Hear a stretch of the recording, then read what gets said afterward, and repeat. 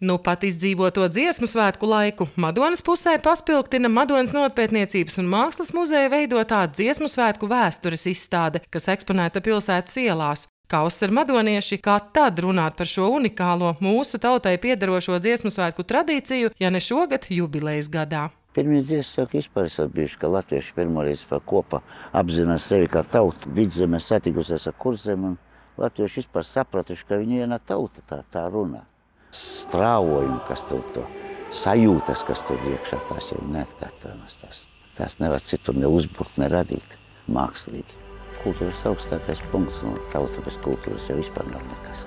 Tādēļ, atskatoties uz dziesmu svētku vēsturi, simboliskā vietā līdzās Madonas kultūras namam izstādīts Madonas novada dziesmu svētku vēsturiskais stāsts ar nosaukumu Novads skan, novads rīp, kura tapšanā izmantoti gan Madonas novatpētniecības un mākslas muzeja krājumā glabātie materiāli, gan koru un deju kolektīvu dalībnieku personīgajos albumos atrodamās liecības. Dziesmu svētku vēsture ir bišķīt īsāka pat par Madonas novada dziesmu kultūru un tradīciju, jo paši pirmsākumi meklējumi Liezerē 1853. gadā, kad tur jau bija nodibināta pirmā dziedāšanas biedrība. Izstādē ir cauri vairāk kā 500 fotogrāfijām un dažādiem citiem materiāliem mēs parādījām, cik plaša ir tā dziedāšanas kultūra, tradīcija, vēsture, cik plaša ir tā mūsu dejošanas tradīcija un kultūra, ko vēl joprojām mēs turpinam nest tālāk. To apliecina arī nu pat aizvadītie svētki, kuros Madonas novads bija viens no visplašāk pārstāvētajiem novadiem Latvijā, ar 54 amatieru kolektīvu 1085 dalībniekiem. Starp tiem 33 deju kolektīvi, 10 kori, vokālais ansamblis, koklētāji un, protams, novada lepnums – Madonas pilsētas kultūras nama Pūtēju orķestris, vispārējo latviešu dziesmu un deju svētku finālskates Grand Prix ieguvējs.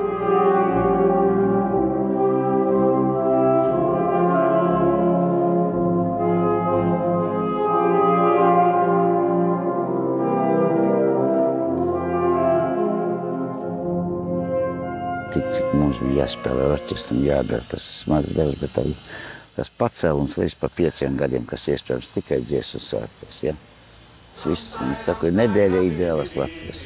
Tas ir pēc galvenais, tik cilvēki labsirdīgi viens pret otru. Tā mums bija tāds hokeja čempionāta, tauta visu viena tauta kopi bija vienota. Ātri viss beidzas, ātri mēs sākam atkal kašķēties un darīties. Ja mēs to varētu saglabāt ikdienu, būtu ļoti jauki. Jāpiebilst, ka mūzikas vēsture Madonas novadā ir plaša un ar dziļām dziedāšanas tradīcijām. Gandrīz visos apriņķa, vēlāk rajona un novada pagastos un pilsētās allaž bijuši savi kori, orķestri, kapelas un deju kolektīvi. Katrā banerī var redzēt apkopoto informāciju par vairākiem pagastiem, ja? Un, piemēram, šeit var redzēt fotogrāfiju no Lazdonas draudzes kora, ja, ko kādreiz ir vadījis skolotājs Kārlis Petersons, jā, tā ir viena no senākajām fotogrāfijām, un šeit var pat redzēt pirmo kora karogu. Šīs un citas vēsturnieku apkopotās liecības un fakti vēl jo vairāk nostiprina pārliecību, ka tautas dziesmai un dejai Madonas novadā allaž ir bijusi liela loma. Par to var pārliecināties ik viens, apmeklējot izstādi, kas blakām skvēriņam būs skatāma līdz pat vasaras beigām. Sandra Zariņa, Aleksandrs Ezeriņš, Vidzemes televīzija.